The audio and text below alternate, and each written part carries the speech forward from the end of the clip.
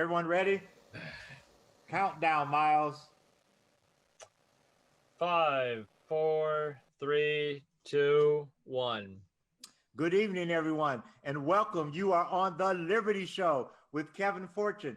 This is a national platform where you, the citizen, can speak out and raise your voice for all things of liberty. And tonight, in honor of Black History Month, we are doing a special show about Blacks in liberty. And we're going to talk about some famous historical figures and how they relate to today, how they use their liberty as an influence to affect us today. We don't want this to be a boring, just historical show. We want it to really be poignant and make it relevant. And I'm sure we're not going to have to worry about that because we've got Tim on and he always livens us up. I gotta But bring up some let's chairs get real quick. I'll be started. right back. So tonight, my co-anchor is Mr. Louis Gagnon. Louis, you're on the Liberty Show.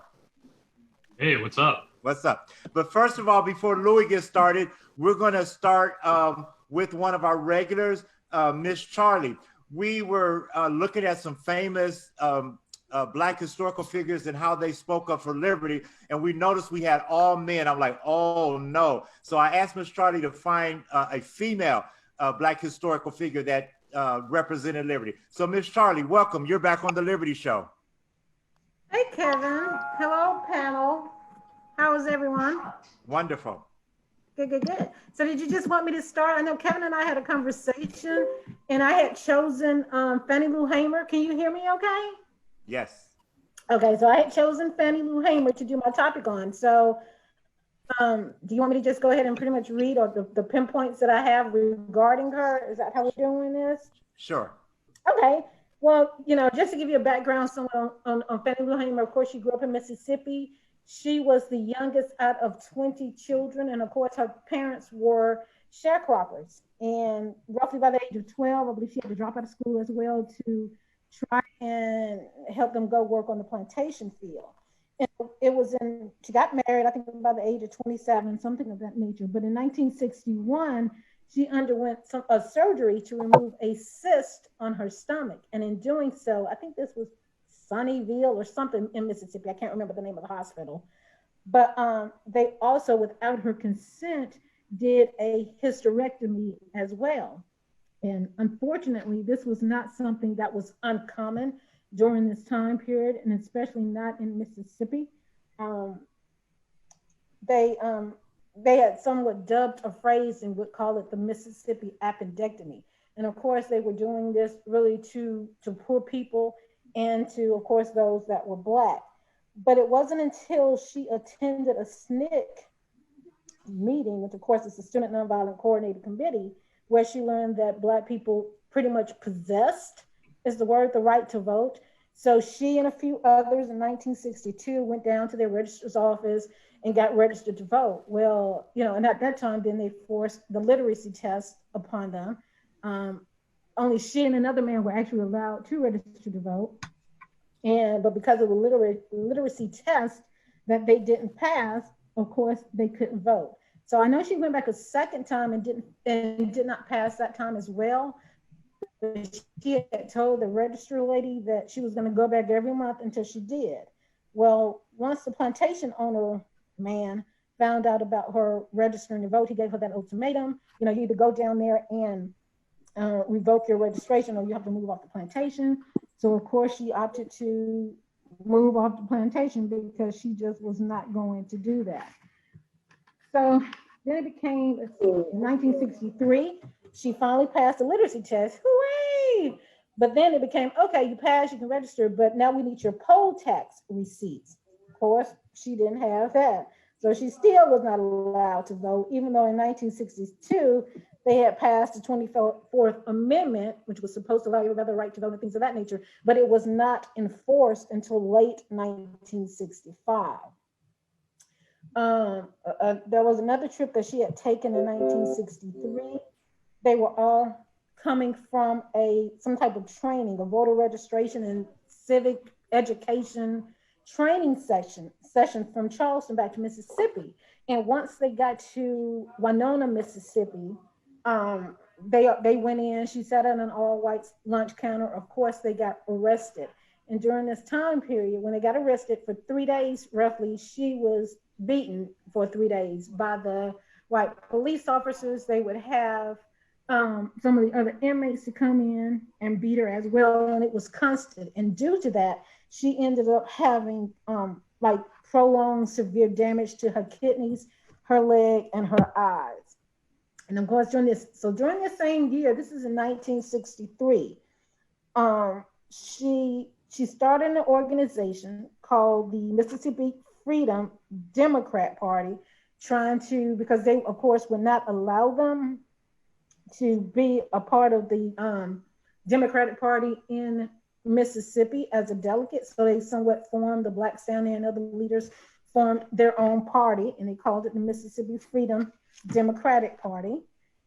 And while I'm going on, does anybody have any questions, or do you want me to just go ahead and finish? Go ahead and finish. Okay, all right, so let me hurry and keep going. So during this time period, you know, they went, I forgot what the convention was, what state that was in, they wouldn't allow them in.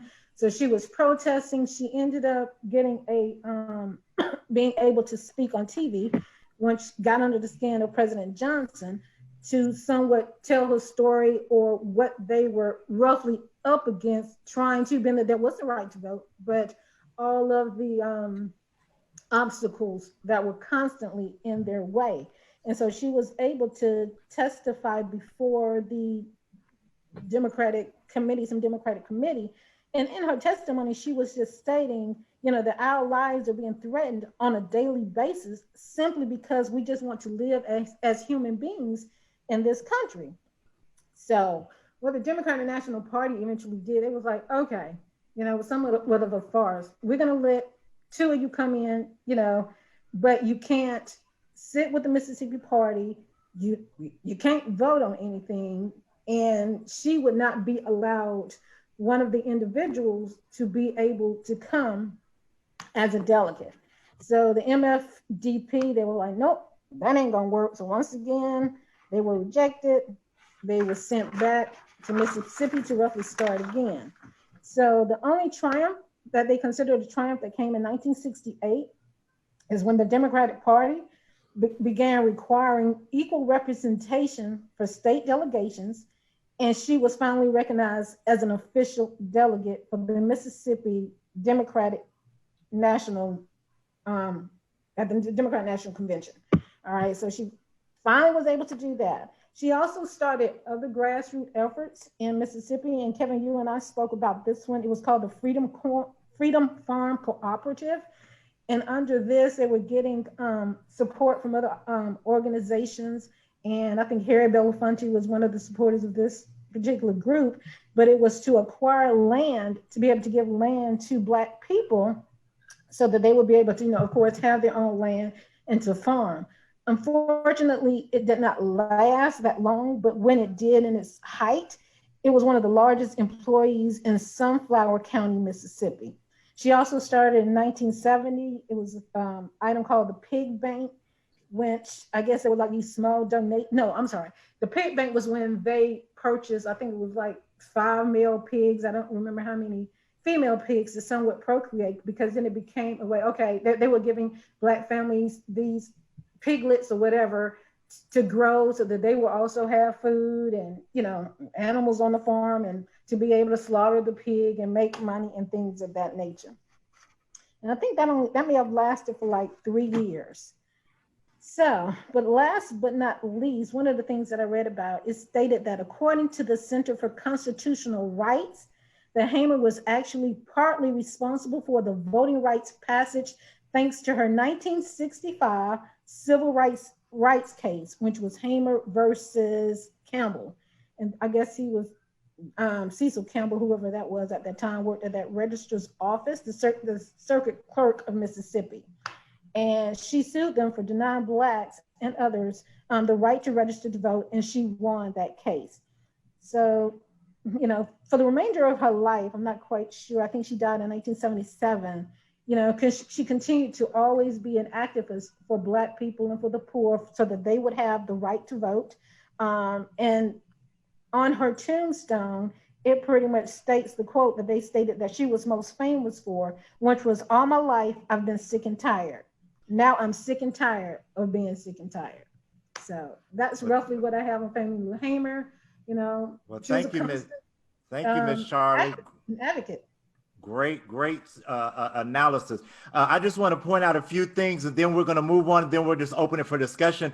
But that was a really great thing that, number one, the fact that she was a female, and we'll let Alyssa, somebody talk about this later on, even during the civil rights movement, women have always been kind of pushed to the background. Yes. Miss Charlie talked about how when she went to testify up at the National Democratic Convention, they did not want her, even the Black civil rights leader, just because she was a female. Like, you know, you shouldn't be here talking in public. And, you know, that in itself, you know, was something. But I also like the fact that Miss Charlie brought out the fact of her, the sterilization. And, you know, these are things not only for Blacks, but to ordinary and poor white people that happened to them. And it was, once again, state or government sanctioned.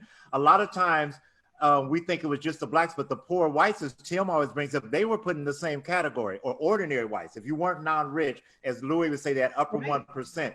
And we need to understand, so like today, when people don't want to take the vaccine or do things, they have some real reasons to be cautious and to be, you know.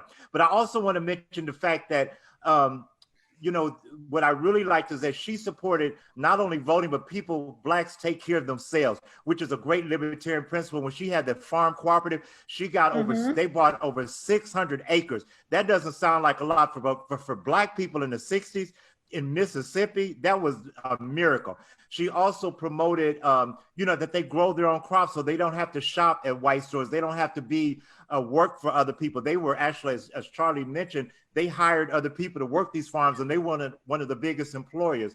So these are things that were very important. The Piglet Bank was one of the things that, you know, they could have food, so they didn't have to be on welfare. They didn't have to beg for food stamps and stand in these food lines like we see people today. So that was some really great points. Thank you, Miss Charlie. Don't go anywhere. We might come back to you. Next, we're gonna bring Louis on. Louis, you're back on the Liberty Show. Hey, what's up? Good. We're gonna talk about a few interesting guys from throughout the history of the civil rights movement across American history. So let's start with Crispus Attucks quickly.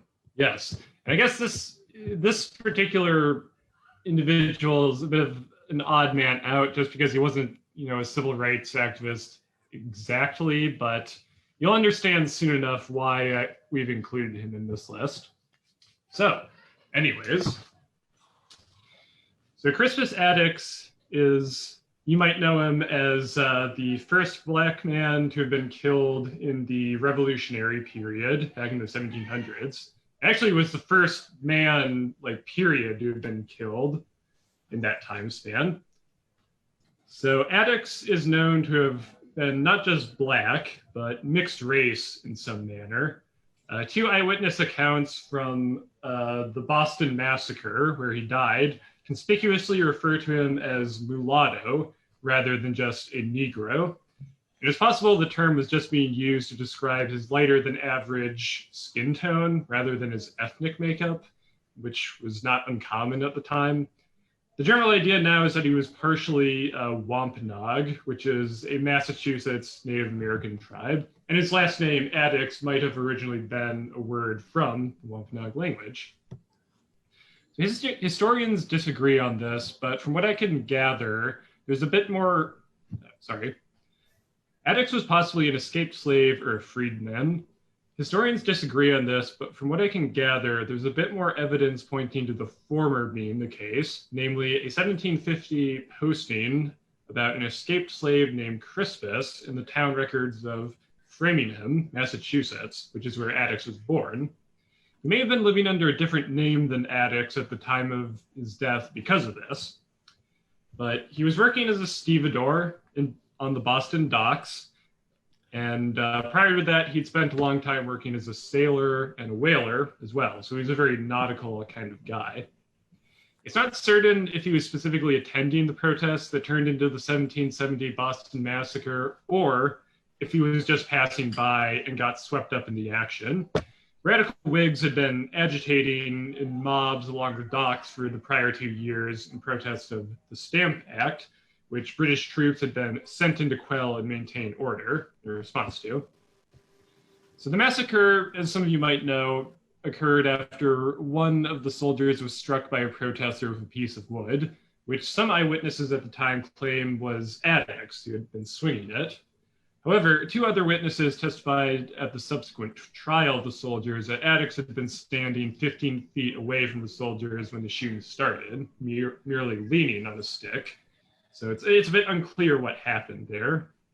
In either case, Attucks was the first person to die in the American Revolution, as I mentioned, and in an abstract sense, he was also one of the first notable Black Americans to protest for emancipation for the Black diaspora and freedom, more generally, which I guess is sort of why we decided to include him on this list, because all the people we're covering sort of advocated for that in their own different ways.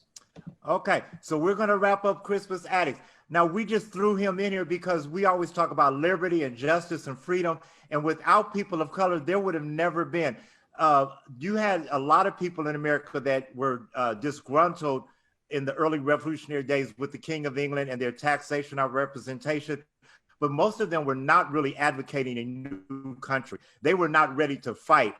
But Crispus Attucks literally was the first person to die for this United States. So how can you even, without him, there wouldn't have been a United States. They weren't even considered going to war. Most Americans were pacifists, the Quakers, the Puritans. They were not pro-war. And a lot of people were very unhappy, but they were not ready to fight. But we just have to remember that without Crispus Attucks, there would not have been a United States. He was the first person to give up the ultimate liberty, which is your life. So now we're going to move on to a very interesting person, and that is Mr. Marcus Garvey. Okay, Lloyd, let's read Marcus Garvey. Oh man, interesting is a charitable way of putting it, as you'll soon find out. I guess born in Jamaica in 1887, we'll now be discussing somebody who I would consider probably the most influential Black nationalist and activist in the 20th century and in all of history, perhaps. But he was also one of the most controversial ones, for reasons we'll soon discuss. I want to clarify that while I think Marcus Garvey is a fascinating historical figure, he had very morally sketchy beliefs that I strongly object to. And yeah, we'll get into this in a moment. To start things off, though, Garvey was a businessman and activist who extensively traveled the Caribbean and the American continent throughout his lifetime. He was the founder of the Universal Negro Improvement Association and African Communities League, very catchy, also known as the UNIA for short, UNIA. He's also the founder of the Black Star Shipping Line, which was the first Black-owned business of that nature in all of the Americas, which I guess is a pretty notable accomplishment. These organizations were the primary vehicles for Garvey's philosophy of Pan-Africanism, which advocated for cooperation and solidarity between all peoples of African descent. Unlike prior Pan-Africanists, because it was an ideology that had already existed for some time, Garvey made no distinction between Native Africans and the broader African-American diaspora we felt had mutual interests and were all equally authentically African. So we aimed to achieve political and cultural independence for all these people, part of which involved an ambitious plan to relocate Black people to Africa via the Black Star Line. The UNIA would become one of the biggest Black political movements in world history, eventually achieving 1,000 chapters worldwide by 1920, with its flag eventually becoming better known around the world as the red, black, green Pan-Africanist tricolor flag. This was thanks in large part to Garvey's charisma and orating skills, as well as his advocacy of Black pride and self-determination for Black Americans, which, in the early 1920s, at the time that the second Ku Klux Klan was resurgent, a lot of them found that very appealing. Now, while the portrait I've painted of Garvey so far sounds very rosy, there's some real dodgy things he advocated for that I will not ignore. For one thing, he was a proponent of racial separatism. He thought it was impossible for both white and Black folks to coexist in the same country, thus necessitating the creation of their own respective states. It's for this reason that he met with high-ranking members of the Second KKK multiple times and even considered them potential allies to his cause, which is not a good look in retrospect. And perhaps unsurprisingly, Garvey was very bigoted towards mixed race people and disapproved of interracial marriage as a concept, as he felt that anyone who was only partially Black was, in his words, torn by dual alliances. Perhaps it's not surprising that Garvey claimed that he and his followers were, quote, the first fascists, and that Benito Mussolini had plagiarized his ideology from the Unia, his organization. Garvey ultimately never achieved his grand vision of a continent-spanning African empire that could stand up to Britain and America, as both the Black Star Line and the Unia began to flounder due to internal mismanagement as well as sabotage from the FBI. He was eventually deported to Jamaica after being convicted of mail fraud, which he claimed was orchestrated against him by a Jewish conspiracy, of course, before dying of a stroke in 1940. And despite some of his fascistic tendencies, his ideas, or aspects of them at least, ended up being extremely influential to a wide array of different movements and individuals across the political spectrum. This included the Afrocentric Rastafari religion, certain well-known civil rights activists like MLK, as well as the Nation of Islam, and even more overtly fascistic and far-right Black supremacist movement. Not a fan, personally. In addition to such luminaries as MLK, two such admirers of Garvey were an Oklahoma couple named Earl and Helen Louise Little, who we'll talk about a bit more in a moment. So that wraps up Marcus Garvey. Guys, I wanted Kevin. Yes. I thought I was supposed to be talking about Marcus Garvey. What happened? You are next, but you got to wait your turn, Ed. All right, sorry. Excuse me. No, what I wanted to bring in Marcus Garvey because as Louis brought out the historical points, he was very influential in a lot of different ways. But the one thing I loved about Marcus Garvey that just stood out, first, when he was even in Jamaica before he came to the United States, he organized Black people, which in itself is a task. He promoted Black unity, to work together as a team to bring things to fruition. And he had this the Black Star Line that was a shipping line. Well, to have a Black-owned shipping company in the early 1900s, guys, was like going to the moon today. It was just unbelievable that it was sort of like having your own Microsoft or something. So even to attempt that, and then it really, as Louis alluded to, it would have been very successful, but there was a lot of sabotage, mainly from our government, that actually tried to pretend like he sold stock fraudulently in mail fraud, and so they closed it down. Not so because of his crime, but just that they had a problem with a Black person being empowered and having that much of a powerful shipping empire. So we are going to move on and talk about some other things, but I wanted to bring out, and we can all talk about this later too, is that the fact that he was a Pan-Africanist, but just more for Blacks to have their own state. And this has become a really big topic now. I know Damon and I have studied it in a lot of videos. We've been, people, even here in Georgia, there were some families that bought land, starting their own Black community up in North Carolina. And this is really a very contemporary subject. Once again, I don't want this just to be a boring history show about what happened years ago, but a lot of this stuff is very relevant today. So we're going to go on and we're going to talk about these first two people, and then we're going to spend the second half of the show talking about Malcolm X. So first, we're going to go to Ed, as he has reminded me. He's going to talk more about his opinions of Marcus Garvey. He's one of his heroes, and then we'll open it up to the panel. Let me know who's next, Miles, after Ed, because I did not put my chat room in. So.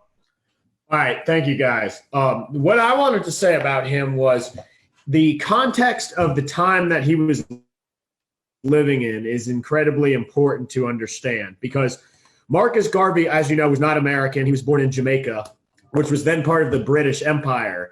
So when Britain joined World War I in 1914, he did what Gandhi was doing, and he endorsed Britain and said everybody in Jamaica should basically support Britain and fight for them. And then that year he moved to the United States and he actually volunteered to be in the war, but he was denied due to medical reasons. And then he changed his opinion and became anti-war. So at the end of World War I, there was this big meeting called the Treaty of Versailles, which penalized Germany for the entire war. But it was somewhat of a hypocritical meeting because you had the British Empire that had all these overseas colonies take the colonies away from Germany and try to be the I guess the Pax Britannica, like say that they were in charge of delegating peace in the world when they hypocritically had all these colonies. And so at this treaty, that's when Ireland and Poland and all these small Eastern European nations that Hitler would later invade became countries independently. So Garvey was riding this spirit, this nationalistic spirit that was very powerful in the years following World War I. Another thing that I have to bring context to is that it was the era of the second Ku Klux Klan, which was more of a rich man's Klan, as it was basically this sort of very strange social club to join into. And it really did run American politics in the 20s. One of their big motivators was the anti-liquor movement, but America also was deporting all these immigrants, led by the new FBI director, J. Edgar Hoover, who was the one who had Marcus Garvey deported. I think what's so interesting is I don't feel like the man, and also the guys at the Tuskegee Institute, which he came to America and wanted to help out with, I don't think that they get enough credit because they're overshadowed by, who came later. But like Louis said, Malcolm X's parents were both big Garvey supporters, and it obviously influenced Malcolm X. I also think what's up? I want to say, why is Garvey your hero? Well, he was against capitalism and communism at the same time, which in that era was kind of like he was a man fighting against the world, kind of. I never called him my hero. You said that.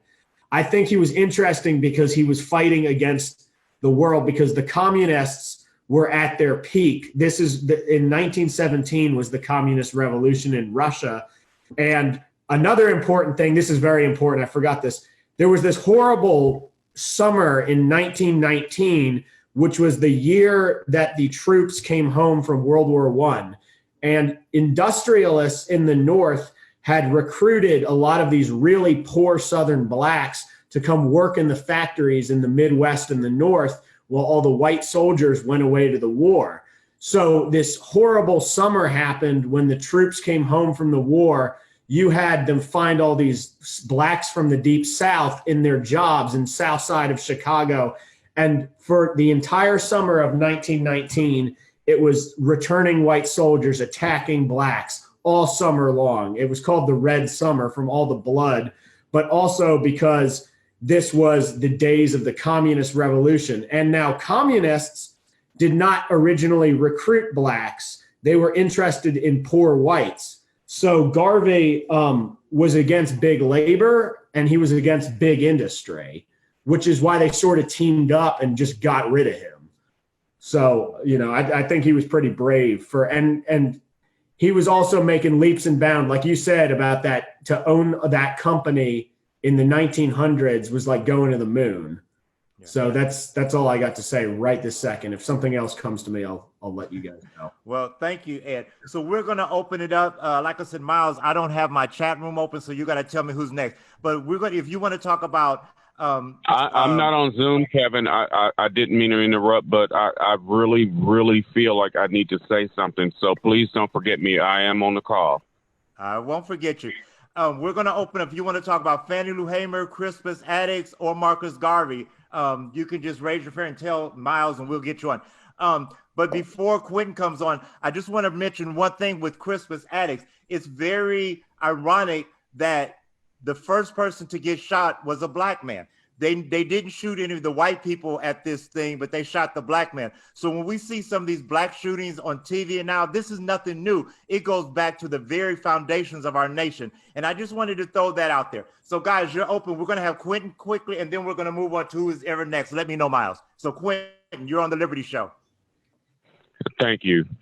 I was just sitting here listening to the comments that everyone was making, and the thought just came to me. It's like the two people that we're talking about, one was a person that may have been killed just walking through his everyday average day, and the other one sounds like a criminal when you listen to everything else that was brought out about his history. And I feel like during Black History Month, why can't we be allowed to whitewash our history? Like, why are we allowing negative things to be talked about people that have made impacts on our history? Like, people don't talk about George Washington like that. They don't talk about John F. Kennedy like that. They don't talk about Abraham Lincoln, the man who's allegedly freed the slaves. They don't talk about him like that. Like, they don't. And I feel like during Black History Month, anyone who is spoken about is to be celebrated. And this seemed more sad than celebration to me when I heard everything that was said, because we all know that history is written by the victors. What happened to Marcus Garvey was a horrible atrocity. Like, they're trying to associate him with Klansmen, like he was just buddy with them and he was doing all. No, he had to make certain choices to make his businesses prosper. Now, I can think of a modern man right now that does the same thing. His name is Donald Trump, and he partnered with mobsters and all kind of things, because you cannot build anything in New York without the mob. And he did all of that, and nobody talks about that. And I feel slighted, because it's like our history is always tied to criminality or to something negative. It can't ever just be 100% positive. Our history always has to be completely told. And when we look at our counterparts that are white, they are given so many passes for their abhorrent behavior. And I just want to know why. Like, I'm sitting here listening to two white men lecture us about Black history. Like, really? Seriously, like you can't possibly understand what it is like to be Black and to have 1 month out of the entire year devoted to your history, and then they still try to turn it around on you and make it negative somehow. That to me is just a big level of disrespect. I don't know. Am I overreacting? Does anybody think what that was I'm I overreacting? saying to make it negative? I'm sorry. What did I say? I was the only one. I only talked about Garvey, but what did I say to make that negative? What you said that made it negative to me is when you said that he was consorting with Klansmen. That to me, I wasn't the one. That was hold on, wait a minute. No, you asked me a question, and I am obligated to answer it. So please don't interrupt, because I didn't do that to you at all. I completely stayed on mute. What made that negative to me was the simple fact that you would sit here and tie this man, someone who really just advocated for Black people having their own, and you try to turn him into an Uncle Tom, because that's what that means. When Black people consort with white people that are perceived as enemies, that is calling them an Uncle Tom without actually saying it. That's how I perceive that to be negative. Yes, I am Black. I might be a little bit more sensitive to these type of dog whistles, but I heard it loud and clear. And I didn't appreciate that, because the only thing that this man wanted for Black people was for us to have our own. And when we tried to have our own, we were met by the barrel of a gun more times than not. We were slaughtered. We were killed. We were busted up. Our communities were invaded with drugs, everything to stop us from having our own stuff. And then we're supposed to sit here and listen to white people tell us that, well, if this man wouldn't have ever consorted with the Klan, he would have been all right. No, I don't think so. I don't think so. I'm not going to allow you to besmirch his name like that because we don't know what happened. And I don't care how much historical context you come up with. As I said before, history is written by the victors, and he's dead. He died at 52 years old. He didn't get a chance to tell his winning story. His story was told for him. Okay, Quentin. And we don't know that that's accurate. Okay, Quentin, we've got your opinion. Now we're going to move on and get some other opinions. Who do we have next, Miles? I actually don't have anybody who's raised their hand yet, unless I'm missing it. Okay. Anyone else want to comment?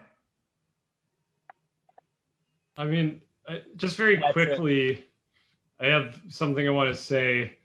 And like, I'm not trying to, disrespect your life experiences or downplay that or anything, but when it comes to Garvey and the Klan, this is not like something here we go. But here we go. Tell me how you're not going to disrespect me by saying but. So let's hear it. Let's hear the but.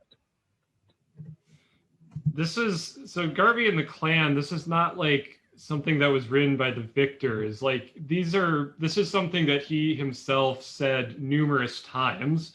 Like, listen to this statement, because he met with multiple high-ranking Klan officials more than once. And he said at one point, quote, "I regard the Klan, the Anglo-Saxon clubs, and white American societies, as far as the Negro is concerned, as better friends of the race than all other groups of hypocritical whites put together. I like honesty and fair play. You may call me a Klansman, if you will, but potentially every white man is a Klansman as far as the Negro in competition with whites socially, economically, and politically is concerned. And there is no use lying," unquote. Like, he had a very positive view of the Klan. Another like black activist at this time really took issue with that. Like, the reason that Garvey and W.E.B. Du Bois had an issue with that. I'm completely aware. This is not a history lesson. All I'm asking is, why are we bringing up negative things about Black people during Black History Month? Do you bring up, when you talk about George Washington, do you bring up the fact that he was a slave owner? Yes, I do bring that up when I talk about him. Because George Washington... I want to hear it then. I want to hear you do that. Hey, Quentin. George Washington was a slave-owning plutocrat who was only looking out for his own business interests in many cases. Okay, guys, let Miss Charlie, she has something to say. No, I just want to, Quentin, in regards to when he's speaking about Garvey, speaking with the Klan, but I think it's primarily like Garvey is saying, okay, you guys don't want to be around us. We don't want to be, I don't want to be around you. So yeah, let's work together so we can do something to where I see that point, Charlie. I really do. Louis is just trying to say.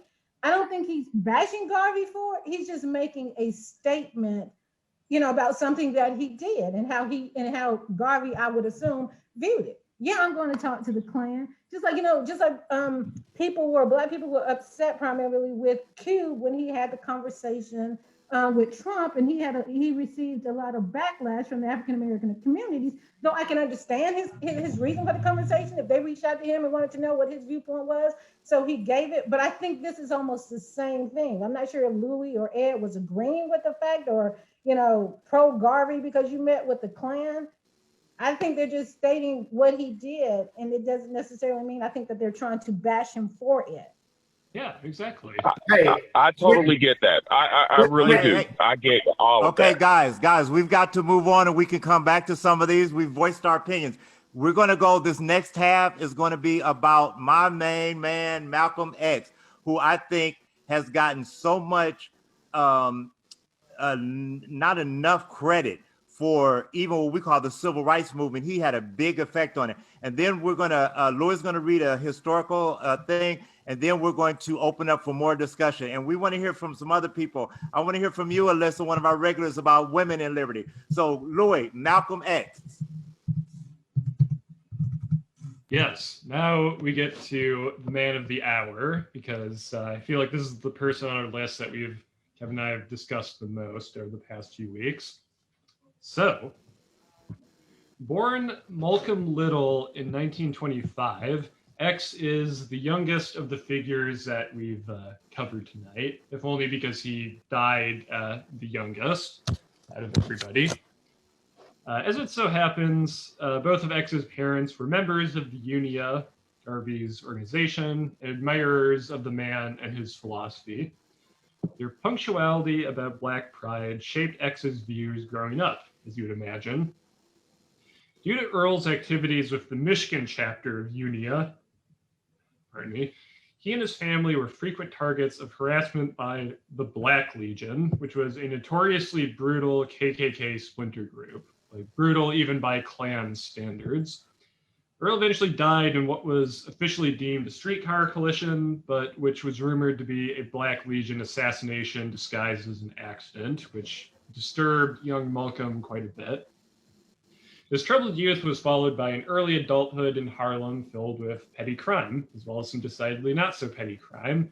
X was naturally a smart guy, but he felt he had no chance of fulfilling his dream of becoming a lawyer in a white man's world. So he dropped out of high school and got involved in drug dealing, racketeering, pimping, and robbery, the last of which would eventually land him in prison on felony burglary charges. And this is where he discovered a little group called the Nation of Islam, after his brother Reginald Little wrote to him about it. X became a devoted follower of the Nation's teachings, which I guess just to briefly summarize those, it was sort of a very Black and very American interpretation of Sunni Islam that emphasized self-determination, racial separatism, of course, and unlike Garvey, they were Black supremacists. Garvey did not think that the Black race was inherently superior to others, but the Nation did, and made it clear in their very fascistic rhetoric on the subject. Malcolm began signing his name as Malcolm X in defiance of the white-dominated world he was forced to inhabit, and he began to correspond with the nation's leader, Elijah Muhammad. Eventually, X got out of prison, and he became one of Muhammad's most gifted and charismatic ministers, after he was out on parole, that is. X initially scorned civil rights activists like MLK and Fannie Lou Hamer for pursuing reconciliation with whites rather than just totally separating themselves from the white people. Over time, however, he became disillusioned with the Nation. In addition to a number of scandals concerning Elijah Muhammad cheating on his wife with his secretaries, X was leery of the Nation's more problematic doctrines. Like Marcus Garvey, the Nation officially considered the KKK to be a potential ally in establishing their respective ethno-states, something that always disturbed X on account of what happened to his father. After a period spent traveling abroad in the early 1960s, where he met many anti-colonial African leaders such as Gamal Abdel Nasser in Egypt and Kwame Nkrumah in Ghana, another Garvey fan of some of his ideas, X grew frustrated with the Nation's inflexibility and parted ways with it in 1964. At the end of his short life, X reconciled with MLK and other civil rights activists in the hope of organizing together in the future. He founded the Muslim Mosque, Inc., a Pan-Africanist Sunni Muslim group that marketed itself as a more sensible alternative to some of the Nation's more loony ideas, let's say. So being such a high-profile Nation official, X's departure was extremely controversial among the organization's hardliners. Elijah Muhammad was furious, as was Louis Farrakhan, X's former assistant minister, and unfortunately the only person we've discussed who is still alive today. Farrakhan had become a minister himself by 1964 and began to bitterly denounce X in his sermons for being a traitor, supposedly, and calling for his death in very unambiguous terms. After a year of receiving constant death threats against him and his family from aggrieved Nation goons, X was assassinated in 1965 at the Audubon Ballroom in Harlem, just as he was about to deliver a speech. 3 Nation members opened fire on him with a sawn-off shotgun and 2 semi-automatic pistols. And there have been many sort of unanswered questions surrounding X's death in terms of like who might have been involved. His widow, Betty Shabazz X, maintained to the day that she died that Louis Farrakhan had specifically taken out a hit on X and had obfuscated the fact afterwards. And even in a 2000 interview with 60 Minutes, Farrakhan coyly admitted that, quote, "I may have been complicit in words that I spoke." And he also denied a few days later that he ordered the assassination, although he acknowledged that, quote, "he created the atmosphere that ultimately led to Malcolm X's assassination." So thank you, Lloyd, for that historical background. We're going to move on to Malcolm X. I'm going to make a few comments, then we're going to hear some of our regular panelists. What I loved about Malcolm X, he was a promoter, and we didn't mention, but he gave a wonderful speech called The Ballot or the Bullet. And I think everyone, no matter what your race is, ethnicity, you need to listen to that speech. It's available on YouTube. But he brought out the Black pride and how people need to take care of themselves, not depend on not only white people, but welfare, the government, which are great libertarian principles, Black ownership of property, Black ownership of businesses, in their own community and things like that. He also talked about sometimes how Black leaders are actually puppets for white people manipulating back in, from the background. So there's just a lot to talk about with Malcolm X. I grew up in the post-Malcolm X era, the Black Panther era and Black Power movement. And, at the time he wasn't as popular, from a lot of the quote civil rights people. They were more pacifist, peaceful, and they didn't want to upset the apple cart type thing. But I think now that views have really changed, and a lot of what he stood, especially for Black economics, I think needs to really be relevant. So we're going to go to some of our regular panelists, Damon, and then after Damon, we want to hear some comments from Patrick. So Damon, you're back on the Liberty Show. Hey, what's up, everybody? Can everybody hear me? Yes. All right, cool. So what Kevin just mentioned about there are a lot of times being Black puppets that are put in front of people to kind of give a Black face to certain issues. There's no better example than that than currently in the state of Michigan. There's a gubernatorial candidate. His name is Austin Chang. I don't know how you pronounce it. But anyway, he's got a quote on Instagram that he posted, and he said, "I'll cancel Black History Month in Michigan. It's offensive, unfair, maybe illegal. Americans from all backgrounds deserve a revered history. I'll declare it American History Month." Now that is a completely tone deaf response when it comes to Black History Month, and it is really, and Quentin kind of alluded to it earlier. There's sort of a whitewashing of history that pertains to when we talk about Black History Month in many regards, and this is a perfect example. This is a Black man saying this. He's from Nigeria, so he's not foundationally born here in America, but he's emblematic of a lot of issues that we have within the Black community and within America particularly.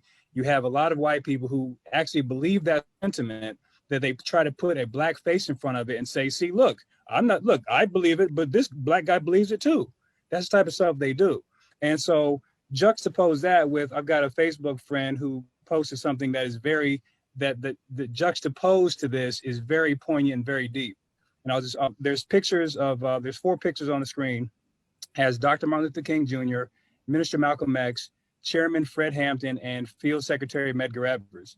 And the text below it says, "None of these men lived to be 40 years old, and during their brief time on earth, each found himself tracked and harassed by the Federal Bureau of Investigations before being silenced forever simply for wanting the United States Constitution to be equally applied to Black people or for people of all races to have livable wages and living conditions in America." So when we talk about Black History Month, I've heard white people say, "Well, why is there Black History Month? Why isn't there White History Month?" Which really, if people do not understand what white privilege is, it is that. History has been shown through the lens, as Quentin said earlier, through the lens of the victor.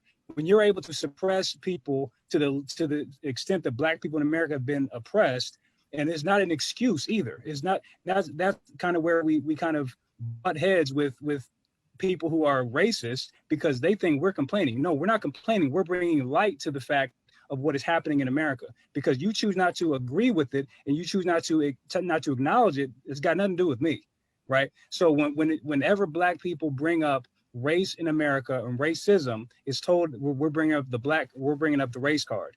Well, there's nobody in America that wants to bring up the race card less than it is black people. So for the racist white people that want to talk about the race card, what you need to do is invent a time machine, go back in time and tell your forefathers to stop talking about race, because it is not black people who Take us to church, Damon. Take us to church. It is not black people who said, okay, there's white only and there's black only water fountains. It is not black people who said that you white people cannot come to our black schools. When black schools were created, it was because black people could not go to white schools, right? So integration is not something that black people have a problem with. It is white people that have the problem with it. Because when black people moved into neighborhoods that they were previously not allowed to go into because of redlining, right? What happened? Do white people say, oh, we welcome our black neighbors in here because we believe in the Constitution, we believe in a free America? No, they moved their kids and themselves to further out into the suburbs to get away from black people. So anybody white that wants to say the black people are bringing up the race card, shut the hell up forever, because it is not us that has done that. It is y'all who have done that. And so when racism is brought up, when black people bring up racism and white people say, well, I'm not racist, well, prove it. Right. So it's easy to say you're not racist, but your actions prove what you truly are or are not. So when racism is brought up, white people take offense to it, then you're kind of telling on yourself, because unless you're racist, I don't know that you're not racist or that you are racist. So a lot of times the white people that take the greatest offense when racism is being brought up are basically telling on themselves. And really, for the white people who are not racist and the people on the call, I know Alyssa, she's a white ally. And that is an example of the people who truly understand, not just through words, but through actions, walk with black people. Because the final point, and I'm done, is that we have, as a country, as the United States of America, we have been at peace. Probably, you could probably use two hands to figure out the number of years we've been at peace as a nation. Every single war this country has ever fought in, black people have fought for this country in the hopes that this time will be different. Right? From the Civil War all the way up to wars that we have today. And every single time, the rug has pulled out from underneath their feet, because I remember vividly, my grandfather passed in 2009. He was of the age during World War II. That is the age when white people try to give themselves credit for being the greatest generation. Well, that's news to me, because that's the generation that when black people came back from the war, when they came back and hit the shores of America, they had to take off their uniforms. Otherwise, they would be lynched by white people who felt they should not have worn those uniforms. So anybody that thinks that black people are being complainers for bringing up racism that is legitimate on record, you can kiss my ass. Damon, I'm not going to kiss your behind, but I got a question for you. Yes. Okay. So you mentioned something that's very controversial, and I do want to bring it up because it's a big issue that's brewing in our country today. Malcolm X, when you mentioned integration, he wasn't this big fan of integration. Why integrate? The one thing I liked about Malcolm X, instead of saying, let's go to a lunch counter and sit there and integrate, he said, forget them. Let's go on and build our own lunch counter and have our own business. But let's talk about that. What do you think? Do we have to integrate? Should we integrate? What is this thing of, a lot of times blacks always want to be with white people. They want to eat with them. As Tim said, they want to join hands and sing Kumbaya. But he was like, we don't have to do that. We don't have to really integrate or assimilate to get along with somebody to be an American. What do you think of that? Well, I think that the Malcolm X was a perfect the embodiment of everything that we're talking about when it comes to black history, when it comes to black excellence. Malcolm X was a person who says, I am nonviolent with those that are nonviolent against me. So when it comes to Black History Month, when it comes to as it is currently, it's cartoonish at this point, right? Because every single Black History Month is always about Martin Luther King Jr., it's about Rosa Parks, and it kind of puts black people in a subservient position. Or Harriet Tubman. Harriet Tubman, but when it comes to Martin Luther King, it always makes it seem like, well, he believed in nonviolence and blah, blah, blah. Well, the white people who basically conquered this country certainly didn't believe in nonviolence, right? So they always try to pump that part up, but then they intentionally put Malcolm X to the side, because Malcolm X kept it real. Malcolm X said, look, I'll be nonviolent against you if you're nonviolent against me. But the second that you violence against me, all bets are off. And so I'm kind of that mindset too, where the religion has been used to kind of make us docile, and the Martin Luther King version has been kind of caricaturized. And really, the racist white people who use Martin Luther King, it's always used in the context of when racism is being brought out. They always say, well, I don't see race. I just believe that people should be judged by the content of the character rather than the color of their skin. And they say that always in context to when racism is being brought up and when acknowledged, right? Exactly. And they always say that when our members who are being nonviolent are just advancing our rights, they get met with the end of a barrel of a gun. Exactly. And Quentin, and to piggyback on that, when we look at what recently happened up there in the Capitol, right? If all we have to do is just do the what about game, right? I hate to play generally, but in this case, it's very appropriate, right? Okay, Donald Trump, the recently, exiled president, former president, whatever, thank God, whatever. But anyway, let's assume that was Barack Obama, okay? Let's assume that the people that invaded the Capitol were Black, Muslim, Hispanic. Do you think, anybody in the right freaking mind, do you think that everybody be like, oh, well, they were just exercising their freedom? No, the fuck they would not. They would have said, oh, they need to shoot them down dead. Oh my God, look what they're doing. They're desecrating our Capitol. But because it's good old fashioned white people, they're just like, well, they're just disgruntled people. They're just poor people. There would have been hundreds, if not thousands, of casualties if Black people attempted to do that. Absolutely. But because there's that complete juxtaposition, that's why we can't move forward, because after Trump, got dispatched from the presidency, we're told that we have to work together. We have to come together. We can't come together with that, right? That type of mindset that allows for somebody like Trump to do what he did and get off scot-free with it. What do you want me to do with that, right? If you're that stupid to where you think that, okay, if you think that he was robbed, first of all, there's no evidence of that. I mean, you can't prove it, but first of all, let's assume for the sake of argument, that it is true he was robbed.